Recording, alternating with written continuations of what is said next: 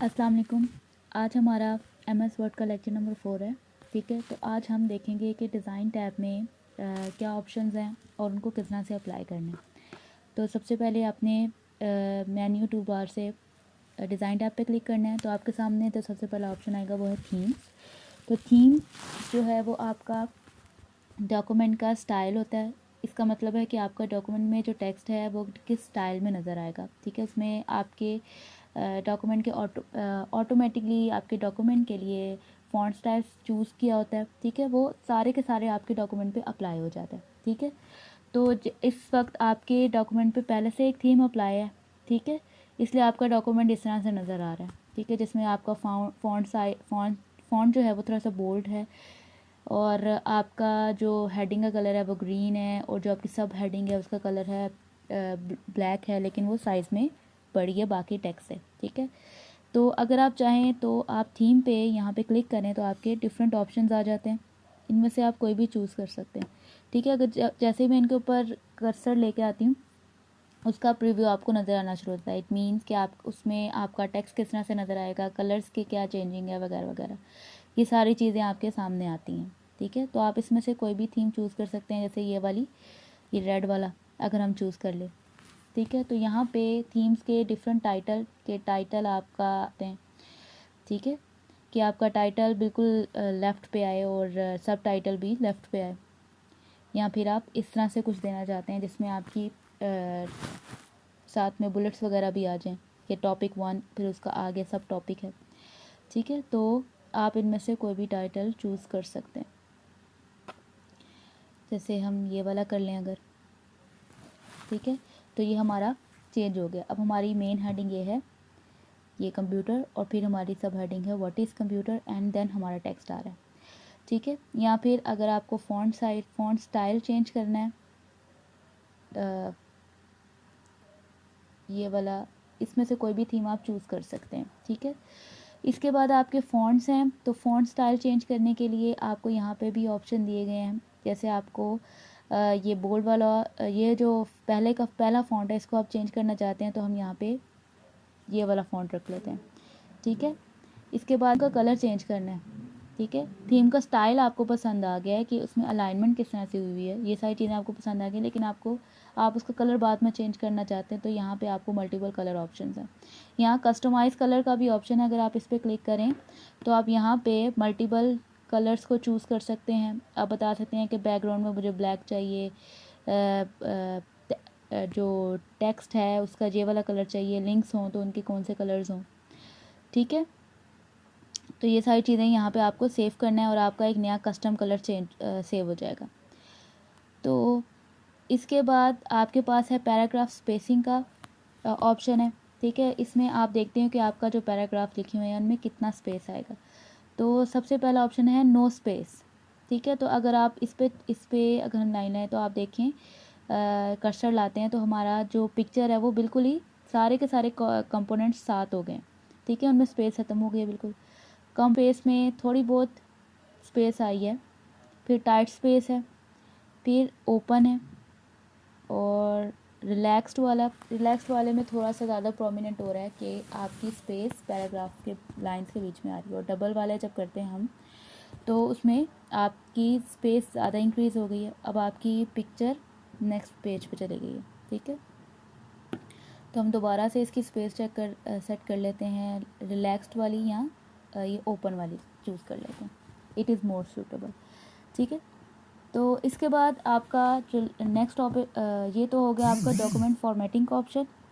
Next option है आपका page background. ठीक है, तो आपके पेज का बैकग्राउंड किस तरह में जो ऑप्शन है, सबसे पहले हम देख लेते हैं पेज कलर। अगर आप पेज का कलर चेंज करना चाहते हैं तो उसके लिए आप ये ऑप्शन इसमें से कोई भी कलर चूज़ कर सकते हैं। ठीक है, अभी हम कोई ग्रेइश सा कलर कर लेते हैं क्योंकि आपकी हेडिंग का और आपकी जो पिक्चर है उसका कलर भी इस तरह का है कुछ। ठीक है, आपने कलर इस तरह से चूज़ करना है कि आपका जो टेक्स्ट है वो भी प्रोमिनेंट ही हो।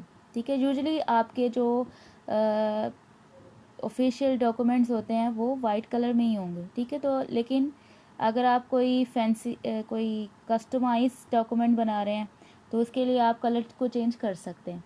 ठीक है, तो यूजुअली आपका वाइट कलर ही होता है, हम दोबारा इसको वाइट कलर ही कर लेते हैं, ठीक है। इसके बाद है पेज बॉर्डर्स। तो पेज बॉर्डर्स को जब आप क्लिक करेंगे तो आपके सामने ये बॉर्डर्स एंड शेडिंग वाला डायलॉग बॉक्स सामने आएगा। इसमें आप चूज़ करें, सबसे पहला ऑप्शन है यहाँ पे सेटिंग्स का। तो सेटिंग्स में आपका नन बाय डिफ़ॉल्ट चूज़ हुआ हुआ है। अगर आप बॉक्स वाले ऑप्शन पे क्लिक करें तो आपके पेज बॉर्डर आपकी पूरे पेज के इर्द गिर्द आ जाएगा। फिर शेडो वाला भी चूज़ कर सकते हैं आप। यहाँ पे 3D बॉर्डर का भी ऑप्शन है और कस्टम बॉर्डर का भी, ठीक है। यहाँ पे हम शेडो बॉर्डर को चूज़ करते हैं। फिर यहाँ पे उसका स्टाइल कि आपका बॉर्डर की लाइंस किस तरह से हो, बिल्कुल प्लेन लाइन हो, डॉट्स हों, ये डैशेज़ हों। उसके बाद double lines, triple line, bold lines, इस तरह डिफरेंट ऑप्शंस हैं आपके। तो यहाँ से हम ये वाला ऑप्शन चूज़ कर लेते हैं। कलर आपको कौन सा चाहिए, तो हम यहाँ पे हम ग्रे कर लेते हैं क्योंकि हमारे डॉक्यूमेंट में कुछ ग्रे फ़िलहाल, तो हम वो चूज़ कर रहे हैं। आपको विड्थ कितनी चाहिए, यहाँ पे आप अपनी मर्ज़ी से कम ज़्यादा विड्थ कर सकते हैं, ठीक है। और यहाँ पे ये कुछ आर्ट के ऑप्शन है, इनमें से भी कुछ आप चूज़ कर सकते हैं। अगर आप इनको चूज़ करें तो ये आपकी ज़्यादा डिज़ाइन बन जाएगा आपके बॉर्डर में, लेकिन फ़िलहाल हम इसे नन ही रखते हैं क्योंकि हमें कोई डिज़ाइन नहीं चाहिए। तो इसके बाद अप्लाई कहाँ करना है आपने, आपको ऑप्शन आते हैं होल डॉक्यूमेंट, या फिर आपको किसी स्पेसिफिक सेक्शन पे करना है, सिर्फ फर्स्ट पेज पे करना है या फिर सारे पेजों पे करना है एक्सेप्ट फर्स्ट पेज, ठीक है। तो आप अभी हम फ़िलहाल होल डॉक्यूमेंट पे करेंगे, ठीक है। लेकिन बाज़ औक़ात आपको ऐसा होता है कि फर्स्ट पेज बिल्कुल ही उस पर बॉर्डर नहीं होते, बाकी सारे पेजेस पे बॉर्डर होते हैं। तो उसके लिए आपको लास्ट वाला ऑप्शन चूज़ करना है, ऑल एक्सेप्ट फर्स्ट पेज, ठीक है। फिर फर्स्ट पेज पे बॉर्डर नहीं होंगे, बाकी सारों पे बॉर्डर होंगे। तो अभी हमारा फर्स्ट पेज ही हमारे डॉक्यूमेंट में एक ही पेज है, तो हम होल डॉक्यूमेंट ही कर लेते हैं, चूज़ और ओके करेंगे। तो आप देखें कि आपके जो डॉक्यूमेंट है उसके इर्द गिर्द बॉर्डर आ गया सारा, ठीक है, जो कि ब्लैक कलर में, ठीक है। इसके बाद जो हमारा लास्ट ऑप्शन है वो है वाटर मार्क का डिज़ाइन में। तो वाटर मार्क क्या होती है, आपके पेज में एक ट्रांसपेरेंट से इमेज होता है, ठीक है, एक तरह से तो वो आप लगाते हैं, ठीक है। तो ये एक तरह से आपका जैसे आपके कुछ पेजेस के ऊपर जो कॉलेजेस वगैरह से आपको पेजेस मिलते हैं तो उनके पीछे एक घोस्ट टेक्स्ट लिखा होता है, ऐसा टेक्स्ट जो इतना प्रोमिनेंट भी नहीं होता, ज़्यादा प्रोमिनेंट नहीं होता, लेकिन आप उसको फिर देख सकते हैं, वो आपकी कॉलेज का नाम हो सकता है, ठीक है।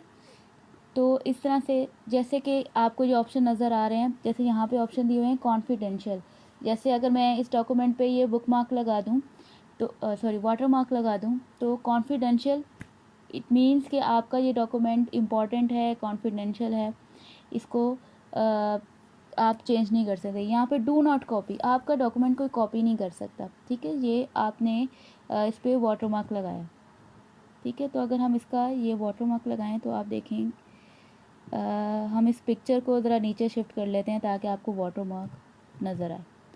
तो आप गौर करें कि ये आपके पेज के बैकग्राउंड पे डू नॉट कॉपी नज़र आ रहा है, ठीक है। आप वाटर मार्क खुद से भी डिज़ाइन कर सकते हैं, यहाँ पे कस्टम वाटर मार्क का ऑप्शन है, ठीक है। आप कुछ भी ऐड करना चाहते हैं यहाँ पे वो आप ऐड कर सकते हैं।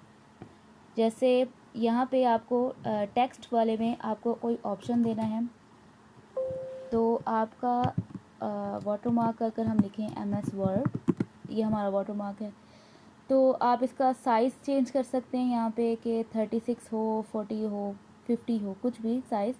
फ़िलहाल ऑटो कर रही हूँ मैं, ठीक है। कलर चेंज कर सकते हैं आप कि रेड कलर, थोड़ा सा रेड डार्क कलर लेते हैं ताकि वो हमें नज़र भी आए, ठीक है।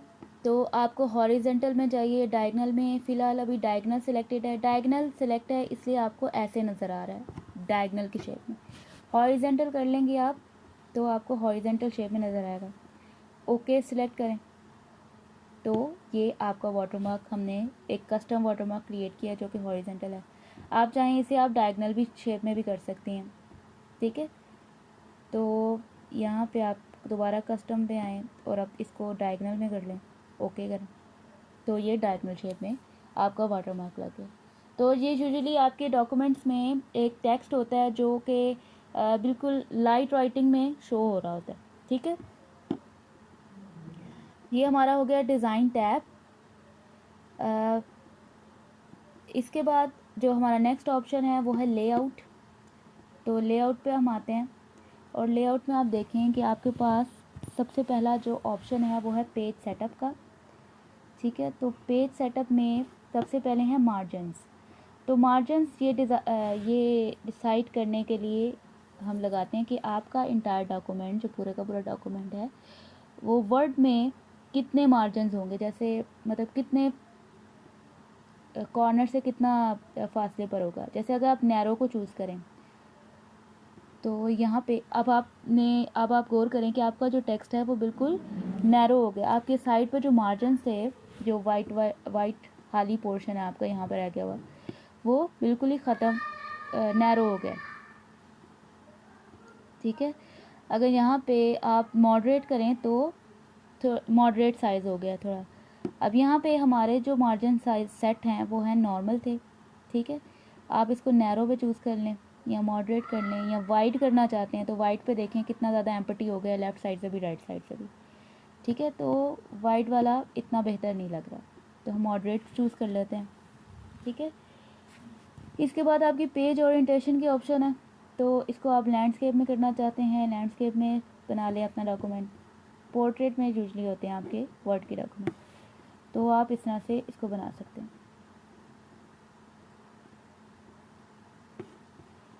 तो हम पोर्ट्रेट में दोबारा साइज़ है, पेज कौन सा आपका पेज है, ये आपका A4 साइज़ का है, तो इसे यहाँ से A4 चूज़ कर लें आप, ठीक है। ये सिलेक्शन हम प्रिंटिंग के टाइम पे भी कर सकते हैं, ये आपने पहले भी देखी है। अब आपने एक पेज के ऊपर कितने कॉलम्स लाने हैं, जैसे अगर आप 2 को चूज़ करते हैं तो आपकी पिक्चर खुद ब खुद इधर एडजस्ट हो रही है, ठीक है। अभी आपकी पिक्चर का साइज़ बड़ा है, हमने जो पिक्चर इस डॉक्यूमेंट पे लगाई हुई है, इसलिए वो इसका साइज़ बड़ा है, इसलिए वो खुद ब खुद ख़त्म हो गई है यहाँ पर। तो यहाँ फिर आप कॉलम ज़्यादा करना चाहते हैं, 3 करना चाहेंगे, तो आप देखें कि आपका जो टेक्स्ट है वो इस तरह से अरेंज हो गया।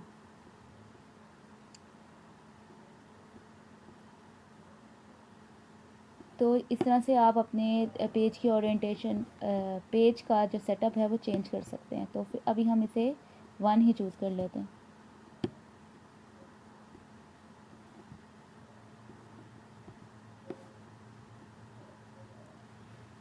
ये देखिए, इसके बाद पेज ब्रेक्स का ऑप्शन है। तो पेज ब्रेक आपको ऑप्शन प्रोवाइड करती है पेज को ब्रेक करने का, ठीक है। जैसे यहाँ पे अगर मैं पेज ब्रेक कर लूँ इस लाइन पे और यहाँ पे ब्रेक दबाऊँ, तो आपको पता है पेज ब्रेक से क्या होता है, हमारा एक नेक्स्ट पेज खुल जाता है और जहाँ पे आपका कर्सर होता है वहाँ से टेक्स्ट ब्रेक होके नेक्स्ट पेज पे चला जाता है। तो ये पेज ब्रेक हमने इंसर्ट में भी ये ऑप्शन किया हुआ है इस्तेमाल, इंसर्ट टैब में, तो ये बिल्कुल वैसा ही है। इसके बाद आपका नेक्स्ट है लाइन नंबर, ठीक है। तो लाइन नंबर होता है कि आप अपने सारे टेक्स्ट को पर लाइन नंबरिंग देना चाहते हैं, ठीक है। लाइन नंबर 1, लाइन नंबर 2, ठीक है। ये बुलेट्स कॉन्टीन्यूस लाइंस देना चाहते हैं आप, तो आपके पूरे के पूरे टेक्स्ट पे सारी जितनी भी लाइंस हैं उनकी नंबरिंग आ जाएगी। तो टोटल हमारे जो टेक्स्ट है फ़िलहाल डॉक्यूमेंट में 10 लाइंस हैं टोटल, तो वो आपको शो हो रही हैं। इसके बाद आप यहाँ पे लाइन नंबरिंग के डिफरेंट ऑप्शंस भी हैं, उन्हें अगर आप खोलें तो आप चेंज भी कर सकते हैं, ठीक है। जैसे आप हेडर फुटर क्या देना चाहते हैं उसका, या ये तो उसका लेआउट है, यहाँ पे आपके पेज का साइज़ वगैरह, ठीक है, और मार्जिन्स वगैरह यहाँ पे आ जाते हैं। इसके बाद हमारा जो नेक्स्ट ऑप्शन है, यहाँ पे वैसे नन लाइन नंबर्स को आप नन कर लें क्योंकि यहाँ पे हमें लाइन नंबर्स नहीं चाहिए फ़िलहाल। फिर है हाइफिनेशन। तो हाइफिनेशन में क्या होता है कि आपका जो डॉक्यूमेंट है यहाँ पे टेक्स्ट ऑटोमेटिकली वर्ड्स को अलाइन, ठीक है, जैसे यहाँ पे मैं ऑटोमेटिक मैंने चूज़ किया है हाइफिनेशन, तो यहाँ पे आपका जो टेक्स्ट है वो पूरी कोशिश कर रहा है अरेंज होने की यहाँ से, ठीक है। तो आप ये वाला वर्ड पे नोट करें कि फॉलो जो वर्ड है यहाँ पे वो हाफ आपका सेकंड लाइन पे है, और फिर आपकी हाइफन आई आगे, और फिर लो जो है वो नीचे आ गया, ठीक है। तो इस तरह फॉलो जो वर्ड है आपका वो 2 लाइंस में डिवाइड हो गया। हम अक्सर इंग्लिश सेंटेंसेस जब लिख रहे होते हैं, हैंड रिटन जब कर रहे होते हैं काम, तो हम इस तरह से भी लिख सकते हैं कि हम फर्स्ट लाइन पे हाफ स्पेलिंग लिखते हैं, फिर आगे हाइफन डालते हैं और बाकी नेक्स्ट लाइन पे कर लेते हैं, ठीक है। तो अगर आप हाइफिनेशन में यहाँ पे ऑटोमेटिक का वर्ड ऑप्शन चूज़ करेंगी तो वर्ड आपके लिए ऑटोमेटिकली ये काम कर देता है। नन अगर आप चूज़ करें तो फॉलो जो है, क्योंकि वो नीचे वाली लाइन में एक साथ पूरा आ सकता है, तो वो खुद ब खुद उसने नीचे वर्ड ने ऑटोमेटिकली उसे नीचे वाली लाइन में शिफ्ट कर दिया, ठीक है। अब यहाँ देखें ये फॉलो यहाँ पे पूरा कंप्लीट लिखा हुआ है, लेकिन ऑटोमेटिक वाली हाइफिनेशन वाले ऑप्शन में हाफ सेकंड लाइन में था और हाफ नीचे वाली लाइन में आ गया, ठीक है। इसके बाद आपका है इंडेंट का ऑप्शन, तो इससे आप लाइंस की इंडेंट को चेंज कर सकते हो, इसकी पोजीशन चेंज कर सकते हो। जैसे कि आपको लेफ़्ट में करनी है, जैसे आपको ये पूरा पैराग्राफ लेफ़्ट में करना है, तो आपने यहाँ से 0.5 इसको सिलेक्ट किया, ठीक है, और इंडेंट करना है तो आप यहाँ से चूज़ कर सकते हैं, ठीक है। आपकी जो पिक्चर है आप चाहते हैं कि जो पिक्चर है वो राइट साइड पे हो जाए, सॉरी पिक्चर नहीं, हम यहाँ पे हेडिंग को कर लेते हैं, राइट साइड पे इंडेंट करना चाहती हैं आप,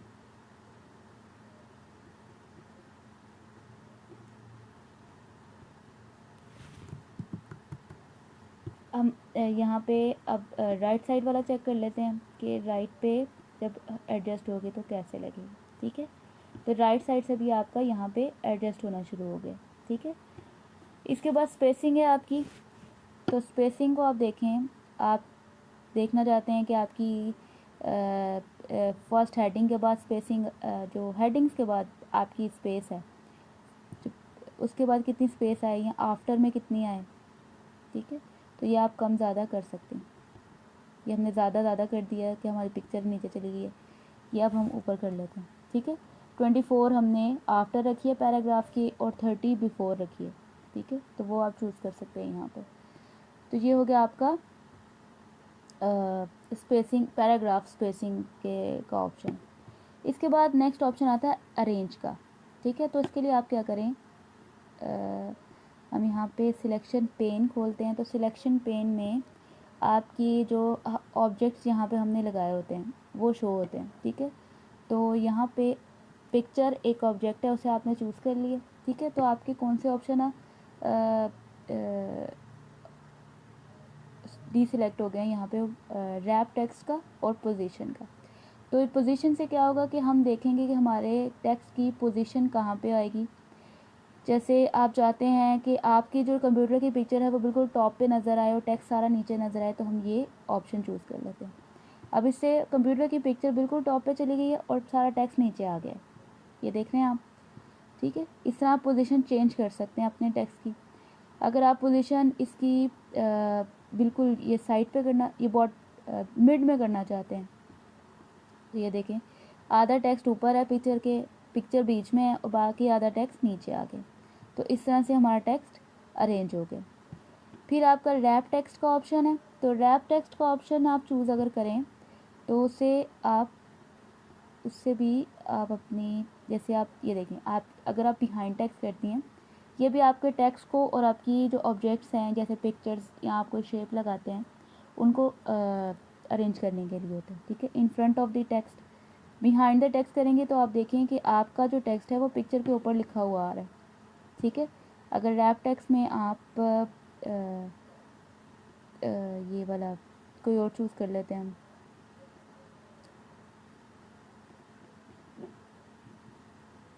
जैसे हम यहाँ पे स्केयर वाला चूज़ कर लेते हैं, तो यहाँ पे फ़िलहाल ये तकरीबन हमें वैसा ही नज़र आ रहा है।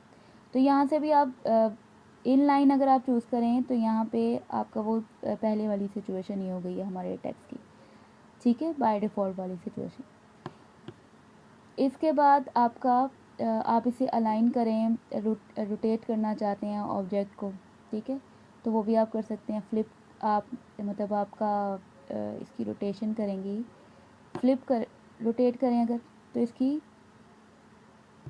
जैसे रोटेट 90 डिग्री किया आपने तो ये इस तरह से उल्टा हो गया थोड़ा, ठीक है। तो अगर आपको ज़रूरत पेश आती है कि आपको पिक्चर को रोटेट करना पड़ रहा है या अलाइन वगैरह करना पड़ रहा है, फ्लिप करना है, तो यहाँ इस ऑप्शन से आप चूज़ कर सकते हैं इसे। पहले आपको अपने ऑब्जेक्ट को सिलेक्ट करना है सिलेक्शन पेन में, यहाँ पे सिलेक्शन पेन में, और फिर यहाँ से अलाइन करने से, ठीक है। तो ये हो गया हमारा लेआउट के लिए लेआउट टैब। इसके बाद जो हमारा नेक्स्ट ऑप्शन है वो है रेफरेंसेस का। तो रेफरेंसेस वगैरह जो हमारा रेफरेंसेस का ऑप्शन है ये हम देखेंगे अपने नेक्स्ट लेक्चर में, ठीक है। तो अभी के लिए इतना ही है। अल्लाह हाफ़िज़।